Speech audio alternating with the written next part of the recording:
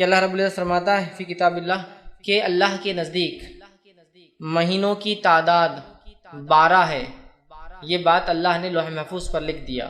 اللہ کے نزدیک مہینوں کی گنتی 12 ہے. پھر فرمایا یوم خلق السماوات والارض، یہ تب سے جب سے اللہ نے آسمان اور زمین کو پیدا کیا تب سے مہینوں کی گنتی اللہ کے نزدیک جو ہے 12 ہے. آگے فرمایا والارض منها 4 حرم، اور ان 12 مہینوں میں سے 4 مہینے حرمت والے ہیں. ان 12 مہینوں میں سے 4 مہینے حرمت والے ہیں. مطلب یہ ایسے مہینے ہیں جن کے اندر گناہ کرنا، معصیت کرنا، نافرمانی کرنا، جنگ اور جدال کرنا یا حد سے تجاوز کرنا، اپنی نفس پہ ظلم کرنا حرام ہے. تو کہا ان میں سے 4 مہینے حرمت والے ہیں. پھر آگے فرمایا حرم ذالک الدین القیم، اور یہی سیدھا اور مضبوط اور سچا راستہ، یہی دین اسلام حق ہے. فرمایا مضبوط دین ہے. آگے فرمایا فلا تظلموا فیہن انفسکم، تو اے لوگو تم اپنی نفسوں پر ان مہینوں میں ظلم نہ کرو. اے لوگو تم اپنی نفسوں پر ان مہینوں میں ظلم نہ کرو. تو بہرحال یہ بات اس چیز کی طرف اشارہ کر رہی ہے کہ اللہ رب العزت نے جو ہے جب سے آسمان اور زمین کو پیدا کیا تب سے اللہ کے نزدیک مہینوں کی گنتی کتنی ہے؟ وہ 12 ہے، یاد رکھیے. اور ان 12 مہینوں میں سے 4 مہینے محترم ہیں، 4 مہینے حرمت والے ہیں. اب وہ 4 مہینے حرمت والے کون سے؟ اس کے تعلق سے نبی اکرم صلی اللہ علیہ وسلم فرماتے ہیں، یہ بخاری کی روایت ہے، ابو ہریرہ رضی اللہ عنہ حدیث کے راوی اور فرماتے اور کہتے ہیں حرمت والے مہینے کون سے ہیں؟ تو اس کی وضاحت آپ یوں کرتے اور آپ نے فرمایا سال 12 مہینوں کا ہے جن میں 4 حرمت والے ہیں. مطلب 12 سے زیادہ مہینے کرنا اسلام میں یاد رکھیے کفر ہوگا. اور اس میں آپ فرماتے ہیں اس میں 4 مہینے حرمت والے ہیں، 3 پے در پے آتے ہیں، 3 ایک کے بعد ایک آتے ہیں. اور پھر آپ صلی اللہ علیہ وسلم فرمایا ذی القعدہ، ذی الحجہ اور محرم، یہ 3 پے در پے آتے ہیں، ایک کے بعد ایک آتے فوراً. پھر آپ نے فرمایا 3 پے در پے آتے ہیں، ذی القعدہ، ذی الحجہ اور محرم. اور پھر فرمایا اور چوتھا مہینہ رجب ہے جو جمادی الثانی اور شعبان کے بیچ میں آتا ہے. چوتھا مہینہ کون سا حرمت والا؟ رجب ہے جو جمادی الثانی اور دوسرا شعبان کے بیچ میں آتا ہے. ٹھیک ہے، مطلب یہ رمضان سے 2 مہینے پہلے آتا ہے یہ مہینہ. ٹھیک، تو بہرحال اس حدیث میں نبی اکرم صلی اللہ علیہ وسلم نے اس چیز کی وضاحت کر دی کہ وہ 4 حرمت والے مہینے کون سے ہیں جن میں جنگ، جدال، ڈیفنس کر سکتے ہیں الگ سے لیکن آپ حملہ نہیں کریں گے. اس طرح گناہ، معصیت، کبائر سے بچنا، نیکیوں کا زیادہ سے زیادہ اہتمام کرنا چاہیے. یہ وہ مہینے یاد رکھیں. وہ 4 مہینے کون کون سے ہیں؟ ذی القعدہ، ذی الحجہ، محرم. ویسے اگر ترتیب کے اعتبار سے دیکھا جائے جیسے ہم مہینوں کی گنتی کرتے ہیں تو ذی القعدہ یہ سیکنڈ لاسٹ ہے، مطلب یہ 11واں مہینہ ہے. اسی طرح ذی الحجہ یہ 12واں مہینہ ہے. محرم یہ اسلامی کیلنڈر کا پہلا مہینہ ہے. اور اسی طرح جو ہے رجب جو ہے جو شعبان سے پہلے آتا ہے یہ 7واں مہینہ ہوتا ہے. اگر وہ 1 2 3 کی گنتی اگر لے تو یہ 7واں مہینہ ہوتا ہے. ٹھیک، تو لہٰذا محرم، رجب، ذی القعدہ، ذی الحجہ، یا پھر اگر 3 پے در پے لے تو ذی القعدہ، ذی الحجہ، محرم، اور اس کے بعد رجب کا مہینہ آتا ہے. تو اب رجب کے بارے میں یہ چیز تو واضح ہوگی کہ حرمت والا مہینہ ہے، لیکن اس کی حرمت کے علاوہ اور کوئی فضیلت اس مہینے کی نہیں آتی ہے. جیسے کہ لوگوں کو دیکھا جا رہا ہے کہ جو ہی رجب کا مہینہ آتا ہے مختلف قسم کے اعمال، مختلف قسم کے افعال لوگ کرنا شروع کر دیتے ہیں. جیسے مثال کے طور پر کچھ لوگ مخصوص نمازوں کا اہتمام کر دیتے ہیں جیسے صلاۃ الرغائب ہے یا اس کے علاوہ اور کچھ نمازیں. کچھ لوگوں کا یہ حال دیکھا جاتا ہے کہ مخصوص روزوں کا اہتمام کرتے ہیں جیسے کہ پہلے جمعرات کا روزہ یا پہلے جمعے کا روزہ رجب کے. اسی طرح جو ہے رجب کے 27 کی رات کو جاگتے ہیں اور اس کے بعد وہ جاگنے کے بعد دن میں جو ہے روزہ رکھتے ہیں. اسی طرح اور بھی مخصوص روزے ان ایام میں رکھتے ہیں اور اس کی مختلف فضیلت ہے. ایک روزے رکھنے کی یہ فضیلت، 2 کی یہ، 3 کی یہ، 7 کی یہ، 8 کی یہ، 10 کی یہ، 15 کی یہ، مہینے بھر کی یہ فضیلت بتائی جاتی ہے. اسی طرح کچھ لوگوں کو دیکھا جاتا ہے کہ 27 رجب کو جو ہے وہ ایک جاگنے کا خاص اہتمام کرتے ہیں. رات جاگنے میں گزاری جاتی ہے، دن کے اندر روزہ رکھا جاتا ہے اور اس کے مختلف فضائل بتائے جاتے ہیں. اسی طرح ایک اور چیز جو اس مہینے میں کی جاتی ہے وہ یہ ہے کہ لوگ اس مہینے میں عمرے کی فضیلت سمجھتے ہیں اور بہت کثرت سے لوگ عمرے کو جاتے ہیں کہ رجب کا مہینہ ہے عمرہ کر کے آئیں گے تو عمرے کو جاتے ہیں. اسی طرح ہم دیکھتے ہیں کہ ایک اور چیز جو نظر آتی ہے، جو کثرت سے نظر آتی ہے، وہ یہ ہے کہ لوگ اس میں ایک عید مناتے ہیں، ایک دن مناتے ہیں جسے کنڈے کہا جاتا ہے ہمارے زبان میں. کنڈوں کی عید عام زبان میں کہتے ہیں. تو کنڈے منائے جاتے ہیں 22 رجب کو. 27 رجب کو جو ہے رات میں جاگ کر دن کا روزہ رکھا جاتا ہے 27 کا. اسی طرح اس میں مختلف روزوں کی مختلف فضائل لوگ بیان کرتے ہیں اور اسی طرح جو ہے اس مہینے میں عمرے کی کچھ فضیلت سمجھتے ہیں کہ عمرے کو جانا فضیلت ہے اور اسی طرح کچھ مخصوص نمازیں پڑھتے ہیں. تو اگر میں اس بات کو یہاں یہ رکھنا چاہوں کہ ماہ رجب کی فضیلت کیا ہے تو بس ماہ رجب کی صرف ایک فضیلت ہے اور وہ فضیلت ہے یہ مہینہ حرمت والے 4 مہینوں میں سے ایک ہے. بس اتنی ہی فضیلت ہے ماہ رجب کی. اس کے علاوہ نبی اکرم صلی اللہ علیہ وسلم اس مہینے میں نہ عمرہ ثابت ہے، نہ مخصوص روزے ثابت ہیں، نہ مخصوص راتیں جاگنا ثابت ہے، نہ مخصوص نمازیں اور مخصوص عبادتیں ثابت ہیں، اور نہ ہی مخصوص وہ جو ہم کنڈے کرتے ہیں، ایک میٹھی عید کرتے ہیں، اس میں خوب کھاتے اور پیتے اور کھلاتے اور پلاتے ہیں، یہ عید کا کوئی وجود ثابت ہے۔ لیکن یہ حرمت والا مہینہ ہے، اللہ کہہ رہا ہے کہ ان حرمت والوں میں اپنے نفس سے ظلم نہ کرو، لیکن اللہ ہم پر رحم کرے۔ ہم واقعی میں اس مہینے میں اپنی نفسوں پر ظلم کر رہے ہیں بدعات کر کے۔ اس مہینے یہ سب بدعات ہیں، یہ خرافات ہیں، یاد رکھیں۔ تو بہرحال ہم دیکھ رہے ہیں اس مہینے کی حرمت کو ہم پامال کر رہے ہیں۔ اللہ رب العزت نے اس آیت میں جو میں نے آپ کے سامنے سورہ توبہ کی آیت میں 36 رکھی، دیکھیے آخر میں کیا فرمایا، فَلَا تَظْلِمُوا فِيهِنَّ أَنفُسَكُمْ، اے لوگو اس مہینے میں اپنے نفس پر ظلم نہ کرو، اور ظلم سے مراد سب سے پہلے تو قتل و غارت گیری نہ کرو، اس لیے کہ ان مہینوں میں ظلم کرنا ممنوع ہے۔ ویسے تو ظلم سارے سال ہی منع ہے، یاد رکھیے، ان مہینوں میں خاص طور سے اس کی حرمت بڑھ جائیں گی، ان مہینوں میں خاص طور سے ان سے رکنا ہے۔ نیکی تو ویسے ہمیشہ کرنا ہے، ان مہینوں میں خاص طور سے نیکی میں اضافہ کرنا ہے، یہ بولنا چاہ رہا ہوں، ٹھیک۔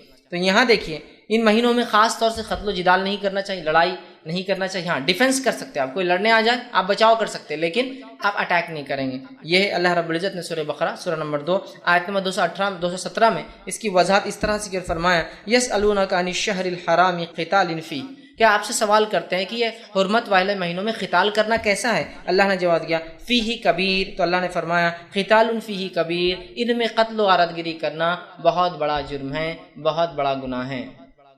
تو یہ چیز واضح ہو گئی کہ ان مہینوں کے اندر قتل و غارت گیری سے قرآن نے ڈائریکٹلی منع کیا، سوال پوچھا گیا جواب آیا۔ اسی طرح جو ہے زمانے جاہلیت میں، دور جہالت کے اندر بھی جو ہے لوگ قتل و غارت گیری رجب کے مہینے میں نہیں کرتے تھے۔ اس کا مطلب یہ ہوا کہ رجب کے مہینے کی حرمت عربوں کو پتہ تھی، دور جہالت میں بھی حرمت مانتے تھے، اور یہ جو حرمت والے مہینے دور جہالت میں بھی عرب ان کی حرمت کو پامال نہیں کرتے تھے۔ اور جو ہے رجب جو لفظ آتا ہے، یاد رکھیے، وہ ترجیب سے آتا ہے عربی، جس کا معنی ہوتا ہے عظمت والا۔ رجب جو نام ہے یہ ترجیب سے آتا ہے، مطلب حرمت والا، عظمت والا۔ تو گویا دور جہالت میں بھی عرب اس مہینے کو بڑا عظمت والا مہینہ مانتے تھے، گناہوں سے رکتے تھے، معصیتوں سے رکتے تھے، غلط کام سے رکتے تھے، اور جو ہے وہ برائی سے اپنے نفسوں کو بچایا کرتے تھے۔ حالانکہ وہ کبھی کبھی گڑبڑ کرتے تھے مہینوں کے اندر، آگے پیچھے ہیر پھیر کرتے تھے، لیکن بہرحال وہ 3 مہینوں میں کرتے تھے جو ایک ساتھ آتے ہیں، ذی القعدہ، ذی الحجہ، محرم، لیکن رجب کو اپنی جگہ رکھتے تھے اور بڑی اس کی حرمت رکھتے تھے اور اس کی تعظیم کرتے تھے، یاد رکھیں۔ ابو ہریرہ رضی اللہ عنہ فرماتے ہیں اس تعلق سے، رجب کے تعلق سے، نبی اکرم صلی اللہ علیہ وسلم جو عربوں میں ایک طریقہ تھا، اس طریقے کو آپ نے منع کیا، اور آپ سے ان کی حدیث اس طرح سے صحیح بخاری کی جگہ آپ نے فرمایا لا فرح ولا عتیرہ، کہ جو ہے اسلام میں نہ فرح ہے نہ اسلام میں عتیرہ ہے۔ اس کا کیا معنی ہوا؟ فرح کہتے ہیں عربی زبان میں اونٹ کے، گائے کے یا بکری کے پہلا جو بچہ بکری دیتی تھی، عرب اس بچے کو بتوں کے نام پر ذبح کرتے تھے، اس کو کہتے فرح۔ تو آپ نے کہا اسلام میں فرح بھی نہیں ہے، اور پھر فرمایا ولا عتیرہ، اور اسلام میں عتیرہ بھی نہیں۔ عتیرہ کہتے تھے عرب خاص طور سے رجب کے مہینے میں بتوں کے نام پر قربانیاں، خاص طور سے، ایک تو عام طور سے ہر جانور کا، اونٹ کا، گائے کا اور بکری کا پہلا بچہ ذبح کرتے بتوں کے نام پہ، لیکن رجب میں خاص طور سے وہ کرتے تھے۔ آپ نے کہا ولا عتیرہ، یہ رجب کے مہینے میں خاص ذبح کرنا غلط ہے اور اسلام سے اس کا کوئی تعلق نہیں ہے۔ تو یہاں دیکھیے اللہ کے رسول صلی اللہ علیہ وسلم ایک غلط رسم، جو کہ رجب ایک محترم مہینہ تھا عربوں کے نزدیک بھی، اس میں جو ایک غلط رسم پائی جا رہی تھی، آپ نے اس رسم سے روکا اور کہا اس کے اندر عتیرہ کسی قسم کی قربانی ثابت نہیں، یاد رکھیے، ٹھیک۔ اسی طرح ہم دیکھتے ہیں رجب کا مہینہ، یا بہت سے لوگ سوال کرتے ہیں اللہ رب العزت کچھ مہینوں کو محترم کیوں قرار دیا اللہ نے، اس کی وجہ کیا ہے؟ تو اس کی وجہ واللہ عالم، اللہ ہی جانتا، ہم نہیں جانتے وجہ کیا، لیکن یہ اللہ کی سنت ہے، اللہ کا طریقہ ہے کہ اللہ کچھ چیزوں کو چن لیتا ہے۔ جیسے مثال کے طور پر اللہ نے دنوں میں جمعہ کے دن کو چن لیا ہے نا، ایک خاص دن ہے۔ اسی طرح جو ہے اللہ رب العزت نے کتابوں میں اپنی کتاب قرآن کو چن لیا۔ اسی طرح زمین پر جو اللہ رب العزت نے مسجدوں کو چن لیا، اسی کی مسجد اللہ کا گھر ہے نا۔ اسی طرح ہم دیکھتے ہیں مہینوں کے اندر اللہ رب العزت نے ان حرمت والے مہینوں کو چن لیا۔ اسی طرح ہم دیکھتے ہیں راتوں کے اندر اللہ رب العزت نے شب قدر کو چن لیا، ٹھیک۔ اسی طرح ہم دیکھتے ہیں انسانوں میں اللہ رب العزت کچھ انسانوں کو چن لیتا ہے جن کو انبیاء کہا جاتا ہے۔ تو اللہ رب العزت کا یہ سنت ہے، یہ طریقہ ہے اللہ کا کہ اللہ کچھ چیزوں کو چن لیتا ہے اور اس کی عظمت بیان کر دیتا ہے۔ اب ہمارا کام یہ ہے کہ جب اللہ کچھ چیزوں کو چن لے اور اس کی عظمت کو بیان کرے، ہم اس کی عظمت کو کبھی پامال نہ کریں، اور جو اللہ رب العزت بتا رہا ہے وہ عمل کرنے کی کوشش کرے۔ تو اسی طرح اللہ رب العزت نے جو ہے اس مہینے کو بھی ایک عظمت والا مہینہ چن لیا، اس مہینے کو بھی ایک محترم مہینہ چن لیا، اس مہینے کو بھی ایک مہینہ چن لیا جس میں ہم کوشش کریں جنگ، جدال، معصیت، گناہ، برائی کے کاموں سے رکے اور کوشش کریں زیادہ سے زیادہ نیکیاں کرے، یاد رکھیں، ٹھیک ہے؟ لیکن کسی چیز کو خاص مت کیجیے، جیسا کہ ہم لوگ آج کل خاص کر رہے ہیں کہ خاص کر لیا عمرے کے لیے۔ عمرہ کبھی بھی ہو سکتا ہے، یہ رجب خاص، نمازیں کبھی بھی نفل ہو سکتی، خاص مت کیجیے، ورنہ آپ بولیں گے آپ نے خود کہا کہ ان مہینوں میں نیکی میں اضافہ کرنا چاہیے۔ خاص مت کیجیے کہ خاص دن ایک نفل، خاص نماز کے بعد ایک نفل، جمعہ کے بعد فلاں عمل، جمعرات کا فلاں روزہ، جمعہ کو یہ کرنا، اس میں خاص عمرہ کرنا، یہ الگ بات ہے۔ نمبر عمرے کا آپ نے لگا، اس میں لگ گیا تو الگ بات ہے، لیکن خاص کر لینا، ایک رات کو خاص مخصوص کرنا، تو بہرحال یہ تمام چیزیں غلط ہو جائیں گی۔ نبی اکرم صلی اللہ علیہ وسلم نے اس سے ہمیں روکا، اور قرآن نے ان مہینوں میں اپنے نفس کو ظلم سے روکنے کے لیے ہمیں کہا، لیکن افسوس کی بات ہے ہم آج بدعتیں ایجاد کر کے، بدعتیں کر کے اپنے نفسوں پر ان مہینوں کے اندر بھی اللہ رحم کرے ظلم کر رہے ہیں۔ ایسا عجیب و غریب ظلم اور عجیب اور غریب اعمال، جن اعمال کے بارے میں اللہ کے رسول صلی اللہ علیہ وسلم نے بتایا، نہ صحابہ کو دیکھا گیا، نہ تابعین کو دیکھا گیا، نہ جن اماموں کو ماننے کا دعویٰ ان اماموں نے کبھی ان اعمال کا جو ہے جواز دیا کہ ہاں اسے کیا جا سکتا ہے، نہ سلف صالحین نے کبھی کیا، بلکہ کچھ اعمال تو ایسے کہ 1400 سال سے کبھی نہیں پائے گئے، کوئی 600 سال بعد ایجاد ہو رہا ہے، کوئی 800 سال بعد ہو رہا ہے، اور کوئی تو ایسا کہ 1300 سال بعد اسلام کے آنے کے ایجاد ہو رہا ہے۔ انشاءاللہ دھیرے دھیرے وہ اعمال رکھوں گا تو بتاؤں گا۔ نبی اکرم صلی اللہ علیہ وسلم پہلے اس بات سے ہمیں ڈرا دیا تھا کہ دیکھو بدعت نہ کرنا دین کے اندر، بدعت اس لیے کہ بہت سنگین جرم ہے، اور آپ صلی اللہ علیہ وسلم نے جب بھی آپ خطبہ حاجت دیتے، آپ جب خطبہ دیتے، آپ جانتے ہیں آپ صلی اللہ علیہ وسلم خطبہ دیتے، میں بھی ہر بار درس سے پہلے خطبہ دیتا ہوں، تو نبی اکرم صلی اللہ علیہ وسلم جب خطبہ دیتے اس خطبے میں یہ ضرور بیان کرتے، اللہ کی حمد و ثنا بیان کرتے، اور یہ کہتے فَإِنَّ خَيْرَ الْحَدِيثِ کتاب اللہ، کہ سب سے بہترین بات اللہ کی کتاب کی ہے۔ پھر فرماتے ہو خیر الحدی حدی محمد صلی اللہ علیہ وسلم، سب سے بہترین طریقہ محمد صلی اللہ علیہ وسلم کا ہے۔ پھر فرماتے وَشَرَّ الْأُمُورِ الْمُحْدَثَاتُهَا، اور دین میں نئے کاموں سے بچتے رہنا، دین میں نئے کاموں سے بچتے رہنا، محدثاتها وکل محدثۃ بدعہ، اس لیے کہ دین میں ہر نیا کام بدعت ہے، وکل بدعۃ ضلالہ، اور ہر بدعت گمراہی ہے، وکل ضلالۃ فی النار، اور ہر گمراہی کا ٹھکانہ جہنم کی آگ ہے۔ ہر بار جب آپ خطبہ دیتے یہ الفاظ اس کے اندر برابر دہراتے کہ نئی چیزیں دین میں ایجاد مت کرنا، منع کرتے، اس لیے کہ دین یہ اللہ کا دیا گیا ہے، نئی چیزیں اس میں ایجاد کرنا گویا اللہ کی ایک ملکیت میں، اللہ کے ایک دین کے اندر کچھ اپنے طرف سے اضافہ کرنا ہے، تو آپ منع کرتے تھے۔ اسی طرح نبی اکرم صلی اللہ علیہ وسلم، صحیح مسلم کی روایت ہے، اور آپ فرمایا کرتے، عائشہ رضی اللہ عنہا اس حدیث کی راویہ فرماتی ہے، آپ نے فرمایا کہا من احدث فی امرنا ھذا ما لیس منہ فہو رد، جس کسی نے ایسی کوئی چیز اس دین میں ایجاد کی جس کا حکم میں نے نہیں دیا تھا، فہو رد، وہ روز قیامت مردود ہے، وہ چیز انکار کر دی جائیں گی، واپس اس کے منہ پر پھینک دی جائیں گی۔ دوسری کی روایت میں آپ فرماتے، یہ بھی صحیح مسلم کی ہی روایت ہے، آپ نے فرمایا کہا کہ جس کسی نے من عمل عملا لیس علیہ امرنا فہو رد، جس کسی نے ایسا کام کیا جس کا حکم میں نے نہیں دیا تھا اسے، تو روز قیامت ایسا عمل مردود ہے، ایسا عمل لوٹا کر اسی شخص کے منہ پر مار دیا جائے گا۔ تو ہم دیکھ رہے ہیں بدعت کتنی بڑی گمراہی ہے کہ آپ صلی اللہ علیہ وسلم ہر خطبے میں بدعت سے بچنے کا حکم دے رہے ہیں۔ نبی اکرم صلی اللہ علیہ وسلم کہہ رہے ہیں کہ بدعت گمراہی ہے، بدعت سے اپنے آپ کو بچاؤ، جو ایسا کوئی نیا کام کرے گا جو میں نے نہیں کیا وہ جو ہے مجھ سے بری ہے، یا اس عمل سے ہم بری ہوں گے، وہ عمل اس کے منہ پہ مار دیا جائے گا، وہ عمل مردود ہے۔ لیکن اس کے بعد بھی ہم دیکھتے ہیں حرمت والے مہینے جیسے آتے ہیں، چاہے رجب آؤ یا اسی طرح محرم آؤ، ہم دیکھتے ہیں اتنے خرافات، اتنے بدعات، اتنی نئی نئی باتیں، اتنے اعمال اور اتنی عجیب و غریب عبادتیں ہم نے ایجاد کر لی۔ اللہ رب العزت رحم کرے، حالانکہ اس نے اپنی کتاب میں فرما دیا ان مہینوں میں اپنے نفس پر ظلم مت کرنا۔ بہرحال آگے آئیے، اب جو ان مہینوں میں کچھ اعمال ہم غلط کرتے ہیں جو بدعت ہے ان کا تذکرہ کرتا ہوں۔ پہلا عمل جو اس مہینے میں کیا جاتا ہے جس کو سنت سمجھا جاتا ہے اور بڑے اہتمام سے لوگ کرتے ہیں، اور راسخ جو اپنے آپ کو دین کے اندر جن کو ہم راسخ پاتے ہیں، جو بہت قدیم قسم کے لوگ ہیں، جو بہت شدید اعتبار سے اسلام پر عمل کر رہے ہیں، جو عمل کرتے ہیں اس مہینے میں جو ثابت نہیں ہے، دیکھیے عمل کتنا زیادہ ہو، کتنا پیسہ خرچ کرنے والا ہو، کتنی محنت اس میں لگ رہی ہو، وہ تمام چیزیں ایک بازو رکھ دیجیے آپ۔ اصل چیز ہے کہ اللہ کے رسول اور صحابہ نے کیا صلی اللہ علیہ وسلم، بس یہ اصل۔ اگر کیا تو پھر آپ کریے، ڈٹ کر کریے، نہیں کیا تو بچیے اور ڈٹ کر بچیے۔ تو آئیے سب سے پہلی چیز جو کرتے ہیں وہ ہے صلاۃ الرغائب۔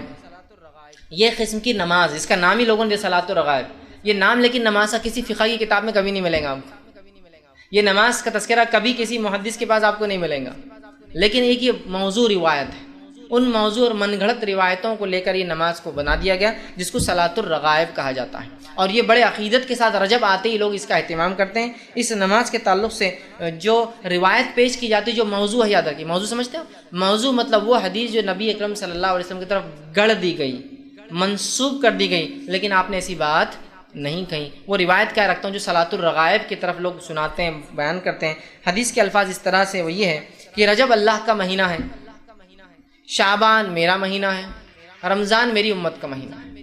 جو روایت بیان کی جاتی ہے وہ یہ ہے، رجب اللہ کا مہینہ ہے، شعبان میرا مہینہ ہے، اور رمضان میری امت کا مہینہ ہے۔ پھر اس حدیث میں آگے الفاظ دیکھیے کیا ہے، الفاظ یوں ہیں، جو شخص رجب کی پہلی جمعرات کے دن کا روزہ رکھے، پھر جمعہ کی رات مغرب سے عشاء کے درمیان 12 رکعت نماز پڑھے۔ جو شخص جمعرات کے دن روزہ رکھے، پھر جب جمعرات ختم ہو گیا تب جمعہ کی رات چالو ہوگی، جمعہ کی رات مغرب سے عشاء کے بیچ کے درمیان 12 رکعت پڑھے، دو دو کر کے، اور اسی طرح جو ہے ہر رکعت میں سورہ فاتحہ کے بعد 3 مرتبہ سورہ قدر، اور اس کے بعد 12 مرتبہ سورہ اخلاص پڑھے، سورہ قدر 3 بار، 12 مرتبہ سورہ اخلاص پڑھے، اس کی تلاوت کرے۔ جب نماز سے فارغ ہو، مطلب 12 رکعت پڑھ چکا ہو، فارغ ہو، تو مجھ پر جو ہے 70 مرتبہ درود بھیجے، اور اس میں خاص درود کا تذکرہ بھی کہ یہ درود بھیجے، اللہم صلی علی محمد النبی الامی وعلی آلہ، یہ بھیجے 70 مرتبہ۔ پھر سجدے میں چلا جائے، مطلب سجدہ کرے، اور سجدے میں یہ دعا پڑھے، سبوہم قدوس رب الملائکۃ والروح، یہ دعا پڑھے۔ اس کے بعد سر اٹھا کر یہ دعا 70 مرتبہ پڑھے، سجدے سے اٹھنے کے بعد پھر یہ دعا پڑھے، اور اس کے اندر ایک لمبی دعا ہے، ربی اغفر لی وارحمنی، اور وہ پوری دعا ہے، وہ دعا پڑھے۔ بعد اس کے دوسرا سجدہ کرے، اور پھر ویسے ہی کرے جیسے پہلے سجدے میں 70 مرتبہ سبوہم قدوس رب الملائکۃ والروح پڑھا۔ اگر جس نے یہ کر لیا تو اس کے باوجود، مطلب اس کے بعد وہ کہتے ہیں کہ جس نے یہ کر لیا تو اس کے جو ہے اسی طرح کرے، اس کے بعد جو کچھ اللہ تعالیٰ سے مانگیں گا۔ برے کاموں کی طرف مائل ہوتے ہیں اور وہ کام کر بیٹھتے ہیں جو شریعت جس کی اجازت نہیں دیتا، اور بعد میں جب انہیں صحیح چیز کا علم ہوتا ہے تو بہت پچھتاتے ہیں۔ تو کیوں نہ ہو کہ ہم وہ چیز کو پہلے ہی جان لیں جو عقیدے کو بگاڑنے میں آج اس معاشرے میں سب سے زیادہ اہم رول ادا کر رہی ہے۔ جو عقیدے میں بگاڑ آ رہا ہے لوگوں کی، وہ اسی قسم سے آ رہا ہے کہ لوگوں کو جنوں کی حقیقت نہیں پتہ، جادو کیا ہے، اس کا علاج کیسے ہوتا ہے، علم نہیں ہے۔ لوگ سمجھتے ہیں کہ شریعت اسلامیہ نے اس معاملے میں ہم کو یوں ہی چھوڑ دیا، بھٹکنے دیا، اور وہ کہتے ہیں کہ بھائی یہ معاملہ اس سے حل نہیں ہونے والا، ہمیں کچھ اور کرنا ہوگا۔ تو یاد رکھیے شریعت اسلامیہ ایک مکمل دین ہے، ایک مکمل دین ہے، اس نے کسی چیز کو نہیں چھوڑا۔ انسانی زندگی کے تعلق سے جو بھی مسائل ہیں، اس دین نے اس کو ایڈریس کیا، اس دین نے اس سے مخاطبت کی اور اس چیز کو بتایا، اور کس طرح سے صحیح عقیدہ رکھا جائے اور کیا چیز غلط ہے اس کے تعلق سے تفصیلات دی۔ تو بہت سی بار یہ ہوتا ہے کہ لوگ چونکہ غلط فہمی ملوث ہوتے ہیں، وہ سمجھتے ہیں کہ اب اس کا کوئی حل نہیں ہے، لہٰذا پھر وہ یہاں اور وہاں ایسے اور ویسے کے پاس جاتے ہیں جو ان کو اللہ اور اس کے رسول کے نام پر، اللہ کی کتاب کے نام پر، شریعت کے نام پر، قرآنی آیتوں کے نام پر پھر لوٹ اور کھسوٹ کا بازار گرم کرتا ہے۔ اور یوں تو جتنے معالج اس معاشرے میں پائے جاتے ہیں سبھی قرآن حدیث سے علاج کرتے ہیں، لیکن افسوس صحیح طریقہ کوئی اس میں اپناتے نہیں تھے، اللہ ماشاء اللہ کہ چند لوگ اس تعلق سے جو ہے صحیح رویہ اختیار کرتے ہیں۔ تو آئیے اس کی حقیقت کیا ہے، کیا رسول اللہ صلی اللہ علیہ وسلم کے زمانے میں واقعات ہوئے، آپ صلی اللہ علیہ وسلم نے کیا کیا، کس چیز کا حکم دیا، شریعت مطہرہ نے اس معاملے میں کیا گائیڈ لائنز دی، کیا ہمیں جو ہے باتیں بتائی کہ کس چیز پر عمل کریں۔ انشاءاللہ مختصر سے اس وقت میں یہ تمام چیزیں رکھنے کی کوشش کروں گا اور اس کی سنگینیاں بھی رکھوں گا کہ اس کی حقیقت کیا ہے۔ سب سے پہلی چیز تو یہ کہ میں نے جس طرح سے خطبے میں آپ کے سامنے قرآن پاک کی جو ہے 3 آیتیں تلاوت کی۔ پہلی آیت جو میں نے تلاوت کی، اللہ فرماتا ہے وما خلقت الجن والانس الا لیعبدون، کہ ہم نے جنوں اور انسانوں کو خالص اپنی عبادت بندگی کے لیے پیدا کیا۔ تو قرآنی آیت یہاں ایک چیز کی طرف اشارہ کر رہی ہے اور وہ ایک مخلوق ہے جس کی طرف اشارہ ہو رہا ہے، اور وہ ایسی مخلوق ہے جس سے سوال و جواب ہونے والا ہے، اسی لیے انس اور جن کو ساتھ لایا گیا اور کہا وما خلقت الجن والانس الا لیعبدون، میں نے جنوں اور انسانوں کو خالص اپنی عبادت کے لیے پیدا کیا۔ تو گویا جن بھی کوئی ایک مخلوق ہے جو ہم جیسی ہے اور اسے انہی چیزوں کا حکم ہے جو ہمیں حکم ہے، اور وہ مکلف ہے اپنے رب کے سامنے، وہ جواب دہ ہے، اسے جواب دینا ہے اپنی کارکردگی اپنے اعمال کے اعتبار سے، اسی لیے کہا وما خلقت الجن والانس الا لیعبدون۔ دوسری مخلوقات کے تعلق سے اللہ نے یہ نہیں کہا، ہاں تمام اللہ کی دیگر مخلوقات وہ اللہ کی اطاعت، حمد و ثنا اور کبریائی بڑائی بیان کرتی رہتی ہے، صرف یہ 2 مخلوق ایسی اس کو اختیار ہے ایمان لائے یا کفر اختیار کرے، شریعت اسلامیہ پہ چلے یا منمانی کرے۔ تو کہا ان دونوں کو بھی میں نے عبادت کے لیے پیدا کیا جیسا تمام مخلوقات کو اپنی عبادت کے لیے پیدا کیا۔ اس طرح اللہ رب العزت سورہ ہجر کی آیت نمبر 27 میں فرماتا ہے اور کہتا ہے، اللہ فرماتا ہے وَالْجَانَّ خَلَقْنَاهُ مِنْ قَبْلُ نَارِ السَّمُومِ، کہ کہ ہم نے جنوں کو انسان سے پہلے پیدا کیا، ہم نے جنوں کو انسان سے پہلے پیدا کیا اور بنا لو والی آنکھ سے پیدا کیا۔ تو یہاں ان کی تخلیق کے تعلق سے تفصیلات آ رہی ہے کہ ان کی تخلیق ہم نے کیسے کی۔ آدم کی تخلیق مطلب ہماری تخلیق مٹی سے ہوئی، فرشتوں کی تخلیق اللہ نے نور سے کی، جنوں کی تخلیق اللہ نے آنکھ سے کی، اور مختلف مقامات پر ان کے تعلق سے تفصیلات دی گئی اور بتایا گیا۔ تو یہاں فرمایا ہم نے جنوں کو اس سے پہلے، آدم سے پہلے جو ہے بنا لو والی آنکھ سے پیدا کیا، ناری سموم کے لفظ استعمال کیا، بنا لو والی آنکھ، اس سے ان کی تخلیق ہوئی۔ لہٰذا فطرتاً یہ تھوڑے گرم اور تیز ہوتے ہیں، چونکہ اللہ نے جس چیز کو جس سے پیدا کیا، ہمیں مٹی سے پیدا کیا، ہماری فطرت آدم علیہ السلام کے رویے سے پتہ چلتا ہے پورے قرآن میں، اور جنوں کی فطرت ابلیس کے رویے سے پتہ چلتا ہے، اپنے رویے میں بہت سخت تھا یہ۔ بہرحال اطاعت کے وہ بھی مکلف ہے، اطاعت کے ہم بھی مکلف ہیں۔ آئیے آگے تیسری آیت جو سورہ رحمان کی آیت میں نے تلاوت کی، آیت نمبر 15 تھی، وَخَلَقَ الْجَانَّ مِن مَارِجٍ مِّن نَّارٍ، کہ اللہ نے فرمایا اور جنات کو آگ کے شعلے سے ہم نے پیدا کیا، آگ کے شعلے سے پیدا کیا اور وہ بنا لو والا تھا۔ دونوں آیتوں کو ملا دیے تو یہ تفصیلات سامنے آتی۔ تو گویا ان کی بھی تخلیق ہوئی، اور یہ بھی ایک مکلف مخلوق ہے، رب کے سامنے جواب دہ ہے اپنے اعمال کے اعتبار سے۔ بہت سے لوگ سوال کرتے ہیں کہ جن مکلف ہے، سزا اور جزا؟ ہاں، ان کے تعلق سے بھی تمام وہی چیزیں جو ہمارے تعلق سے ہیں۔ اب آئیے ہم امت کا یہ حال دیکھتے ہیں اس مسئلے میں کہ امت افراط اور تفریط کی شکار ہے اس مسئلے میں۔ کچھ لوگ وہ ہوتے ہیں جو سرے سے ان کا انکار کرتے، کہتے ہیں نہیں ایسی کوئی مخلوق ہے ہی نہیں، یہ فالتو چکر میں مت جائیے آپ۔ کچھ لوگ وہ ہیں جو اتنے ان کے پیچھے پڑ جاتے ہیں کہ گھر کا لوٹا بھی ہل جائے تو کہتے ہیں ہاں جنہوں نے ہلایا ہوگا۔ تو ایک افراط حدوں سے آگے، بس ہر چیز انکار کہ نہیں ایسا ہو ہی نہیں سکتا، جو دکھتا نہیں وہ کیسے ہو سکتا۔ اور دوسرے تفریط کہ بس کچھ بھی ہوا تو تقدیر قسمت کو ان کے پاس مانا نہیں، قدر اور قضا، بس جنہوں نے کیا ہوگا جادو سے ہوا ہوگا فلاں۔ یہ دونوں کا موقف اور رویہ غلط ہے۔ آئیے شریعت کا اس میں کیا موقف ہے، شریعت ہمیں کیا چاہتی ہے، شریعت نے کیا معاملات دیے، میں آپ کے سامنے آج وہ رکھنے کی کوشش کروں گا۔ عموماً بہت سی باتیں اس درس میں ایسی آئیں گی، قابل غور بھی ہوں گی اور انسان کو تعجب میں بھی ڈالیں گی، لیکن یاد رکھیے یہ تمام کی تمام باتیں بدلیل آپ کے سامنے رکھنے کی کوشش کروں گا، یا تو اللہ کی کتاب سے اس کے حوالے دوں گا یا رسول اللہ صلی اللہ علیہ وسلم کی احادیث صحیحہ سے اس کے حوالے دینے کی کوشش کروں گا، لیکن ہوتا ہے۔ تو آئیے اب ان لوگوں کا موقف جو انکار کرتے اس مخلوق کا اور کہتے نہیں ایسی کوئی مخلوق ہے ہی نہیں، جو گرم مزاج آدمی مرد ہوتے ہیں یا آدمی ہوتے ہیں یا انس ہوتے ہیں، انسان ہوتے ہیں، بس وہی جن یہاں مراد ہے، جبکہ رب العزت فرق کرتا، وما خلقت الجن والانس سے فرق کیا، وخلق الجان، اور ہم نے جن کو پیدا کیا، یہاں فرق بتایا جا رہا ہے واضح، یہاں فرق واضح ہے۔ پھر بھی لوگ کہتے ہیں نہیں غصے والے انسان جن ہیں اور سادے انسان وہ انس ہیں۔ یاد رکھیے اس کی کوئی دلیل نہیں ہے، یہ بنا سر پیر کی منمانی تفسیر اور بات ہے، جو بہت سے لوگ آپ دیکھیں گے تفسیروں میں بھی یہ غلطی کر چکے ہیں۔ تو اللہ رب العزت نے ان دونوں کو الگ الگ گنوایا، سورۃ الجن میں ان کا واقعہ گنوایا، اور رسول اللہ صلی اللہ علیہ حدیث شریفہ میں بار بار اس کا تذکرہ آیا۔ پتہ نہیں پھر بھی امت کیوں اس معاملے میں افراط و تفریط کی شکار ہے۔ تو کچھ لوگوں کا موقف یہ ہوتا ہے کہ نہیں جو دکھتا نہیں ہے اس کو ہم مانتے نہیں ہیں۔ آج کے جدید دور کے اندر جدید سائنسی علوم کو پڑھ کر، عصری علوم حاصل کر کے وہ سمجھتے ہیں ہم نے بہت بڑا جو ہے خلا جیت لیا، اور اب ہم کو سب سمجھ میں آ گیا، سچ کیا ہے، جھوٹ کیا ہے، غائب کیا ہے اور ظاہر کیا ہے، باطن کیا ہے، بس ہم کو اب سب پتہ ہے۔ لہٰذا جنوین کچھ بھی نہیں ہوتا، اس لیے کہ سائنس سے پروف نہیں ہو سکتے، اور جب تک ہم کسی چیز کو دیکھتے نہیں ہم اقرار نہیں کرتے اس کا۔ ایسے بھی تھوڑے لوگ عقلی دلیل لڑاتے ہیں۔ آئیے ہم دیکھتے ہیں کیا واقعی میں انسان زندگی میں اپنے وہ چیز ہے جس کو دیکھ نہیں پاتا، چھو نہیں پاتا، محسوس نہیں کرتا، کیا انکار کرتا ہے؟ آئیے دیکھتے ہیں۔ عام زندگی میں تو وہ چیزیں جن کو نہ چھو پاتے ہیں، نہ محسوس کر پاتے ہیں، نہ جان پاتے ہیں، ایمان رکھتا ہے، لیکن دین کے معاملے میں نہیں وہ تو سب دکھتے نہیں، نہ سب فالتو باتیں ہیں، وہ نہیں ماننا چاہیے۔ آئیے بتاتا ہوں۔ لوگ کہتے ہیں میرا بینک اکاؤنٹ ہے۔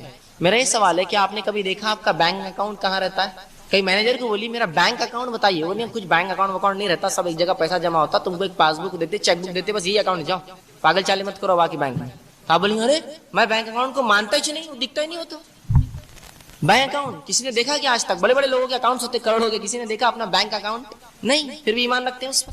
تعجب کی بات ہے، اللہ اور اس کے رسول کی باتوں سے انکار کرتے ہیں اور دنیا کی چھوٹی موٹی باتوں پہ اقرار کرتے ہیں، اور یہ مانتے ہیں کہ غائب میں بھی کچھ چیزیں ہوتی ہیں، یہ سمجھ میں نہیں آتی۔ لوگ کہتے ہیں کہ عام زبان میں مجھے بخار ہے، سوال یہ کیا بخار کو دیکھا کبھی؟ کیا چھوا اس کو تم نے؟ پھر کیسا مانتے ہو؟ مانتا نہیں بخار ہے، جاؤ۔ ہم کہ نہیں وہ اس کی علامات سے محسوس ہوتا ہے، جسم گرم ہو جاتا ہے اور فلاں فلاں ہوتے، ہاتھ پیر دکھتے تو ہاں علامتوں سے ظاہر ہوتا ہے۔ تو بہت سی چیزیں ہم دیکھ نہیں پاتے دنیا میں، ان کی علامتوں سے اس پہ ایمان رکھتے ہیں۔ خود رب العزت کی ذات کس نے دیکھی؟ اللہ رب العزت قرآن میں سورہ بقرہ میں پہلی صفت متقین کی فرماتا ہے الذین یؤمنون بالغیب، ایمان لاتے ہیں غیب پر۔ غیب کیا ہے؟ جو دیکھ نہیں سکتے، جو چھو نہیں سکتے، یہی تو غیب ہے۔ اگر صحابہ کہتے نہیں جو دکھتا نہیں وہ تو ہم ایمان نہیں لا سکتے، تو ایمان بالغیب تو پورا ہی ایسا ہے، نہ اللہ کو کسی نے دیکھا، نہ فرشتوں کسی نے دیکھا، نہ نبیوں کسی نے اصلی شکل میں دیکھا، نہ کتابوں کو ہم نے دیکھا اصلی شکل میں جو لوح محفوظ پر ہے، اس کے علاوہ جو نہ ہم نے آخرت کو دیکھا نہ تقدیر کو دیکھا، ایسی بہت سی باتیں ہوتی ہیں، نہ جنت دیکھا نہ جہنم دیکھا، پھر بھی ایمان لاتے ہیں۔ تو اس طرح سے افراد و تفرید کے شکار نہ ہو۔ بہت سی چیزیں جس کو ہم دیکھ نہیں پاتے اس پر ایمان رکھتے ہیں۔ میرا سوال ہے، بہت سے بچے کیمسٹری سے پڑھتے ہیں، بایولوجی سے پڑھتے ہیں، ان کے سبجیکٹس ہوتے ہیں، وہ لوگ کیمسٹری کا ٹیچر جو بتاتا ہے اس پر ایمان لاتے ہیں، لیکن رسول اللہ کی باتوں پر ایمان نہیں لاتے ہیں۔ اس نے کہہ دیا کہ یہ پروٹونس ہے، یہ نیوٹرونس ہے، یہ الیکٹرونس ہے، ایمان لا لیا۔ میرے سوال یہ، کیا کسی نے دیکھا آج تک ایک نے بھی ہم میں سے پروٹون، نیوٹرونس، الیکٹرونس کیسے ہوتے ہیں؟ ایمان لائے، لیکن رسول اللہ کی اور اللہ کی کتاب کی بات آئی تو کیوں یہ اقرار، یہ انکار کا جو ہے رویہ اختیار؟ نہیں ثابت نہیں، چھوڑ دو۔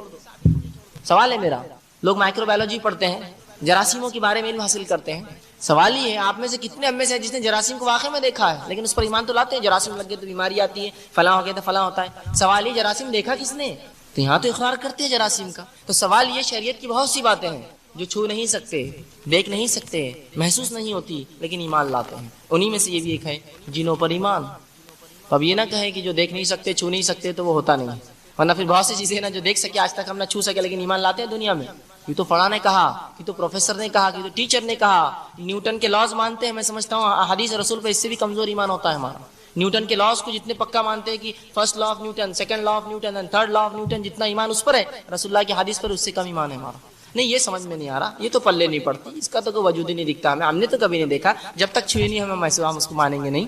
تو یہ رویہ مت اختیار کیجیے شریعت کے معاملے۔ شریعت ہماری عقلوں سے بہت اونچی، بہت پاک اور بہت اعلیٰ ہے۔ ہاں یہ کہیے اللہ میرا ذہن اتنا قاصر ہے، سمجھ نہیں پا رہا ہے، تو مجھے ہدایت دے کہ میں تمام چیزوں کو سمجھ سکوں۔ بہرحال تو بہت سی چیزیں دنیا میں ہوتی ہیں جو ہم ایمان لاتے ہیں لیکن ان کو کبھی دیکھ نہیں پاتے اور چھو نہیں سکتے۔ انہی میں سے ایک چیز ہے جنوں کا وجود۔ جنوں کا وجود یہ ایک اللہ کی مخلوق ہے۔ رسول اللہ صلی اللہ علیہ وسلم ان کے تعلق سے حدیث میں فرماتے ہیں اور کہتے ہیں، مسلم کی روایت ہے، اللہ نے جو ہے فرشتوں کو نور سے پیدا کیا، جنوں کو آنکھ سے پیدا کیا، اور آدم کو اس چیز سے پیدا کیا جس کے تعلق سے بتا دیا گیا ہے، مطلب اللہ کی کتاب میں ذکر کر دیا گیا ہے، مطلب مٹی سے پیدا کیا۔ تو یہاں تین مخلوق کو الگ الگ گنوایا، ایک فرشتوں کا تذکرہ کیا، نور سے پیدا کیا۔ یہ مکلف نہیں اللہ کیا تھا، یہ مکلف، یہ اس کے جواب دہ مخلوق نہیں، یہ تو وہی کرتی جو اللہ چاہتا ہے، اطاعت گزار مخلوق، اس کو چوائس بھی نہیں، کوئی اختیار نہیں اچھے اور برے کا، اس کو تو چھوڑ دیجیے۔ رہا دوسرے کا تذکرہ آ رہا ہے کہ ہم نے جنوں کو آنکھ سے پیدا کیا، بالکل الگ الفاظ استعمال ہو رہے، یہ نہیں کہا فرشتے اور جن ایک ہے یا انسان اور جن ایک، فرشتوں جنوں کو ہم نے آنکھ سے پیدا کیا، اور انسان کو اس چیز سے جس کا اللہ کی کتاب میں تذکرہ کر دیا گیا ہے، مطلب وہ مٹی سے پیدا کیا۔ آگے ہم دیکھتے ہیں، جب یہ بات ہمارے سمجھ میں آ گئی کہ یہ جن بھی اللہ کی ایک مخلوق ہے، یہ بھی مکلف ہے، اب آئیے ان کے تعلق سے چند باتیں رکھتا ہوں۔ مقصد یہ نہیں ہے کہ آپ کو ڈراؤں اور گھبراؤں، اکثر جب بھی جنوں کی بات آتی ہے لوگ آس پاس دیکھتے ادھر بیٹھا ہوا تو نہیں کوئی، اور بیٹھا تو باہر گیا تو دکھ رہا کہ نہیں میرے کو، تو بھاگ گیا بولے تھا ایک آیا تھا، غلط فہمیاں ہوتی بہرحال۔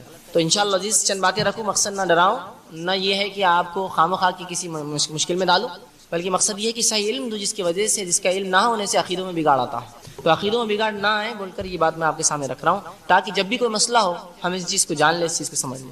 ورنہ عموماً اس اللہ کی مخلوق کے تعلق سے بڑی غلط فہمیاں اس حد تک کہ ہم مسجد میں سوتے ہوئے اٹھا کے پھینک دیا کسی نے۔ سوال یہ ہے، یہ بھی اللہ کی مخلوق ہے، اور اگر یہ عبادت کے لیے کسی مسجد میں آئے تو آپ کو کیوں پھینکیں گے بیچارے؟ عجیب واقعات، عجیب کہانیاں، قصے، فلسفے اور باتیں ان کے تعلق سے ہوتی ہے، عجیب ناموں اور القابوں سے ان کو پکارا جاتا ہے، کوئی ان کو جن بولتا ہے تو کوئی بھوت بولتا ہے تو کوئی پریت بولتا ہے تو کوئی اس طرح کی جو مذکر اور مؤنث بھوت ہوتے ہیں، اور کوئی کہتا ہے کہ بغیر سر کا، اور پتہ نہیں کیا فلسفے لوگوں نے گڑھ لیے۔ آئیے آج اس کی حقیقتوں کو ہم دیکھتے ہیں، اس کی حقیقتوں کو جاننے کی جو ہے میں کوشش آپ کے سامنے رکھنے کی کوشش کروں گا۔ جب ان کے وجود کے تعلق سے ہم نے اقرار کر لیا کہ یہ ہوتے ہیں، اللہ کی کتاب نے اقرار کیا، رسول اللہ کی کئی احادیث ہیں، یاد رکھیے ایک نہیں، سورۃ الجن آپ پڑھیے، اس میں تفصیلات آ جائیں گے، اور رسول اللہ کی کئی احادیث سے تعلق سے ہے کہ جنوں کے تعلق سے، بہرحال ابھی بھی میں آپ کے سامنے درس میں بھی رکھنے کی کوشش کروں گا۔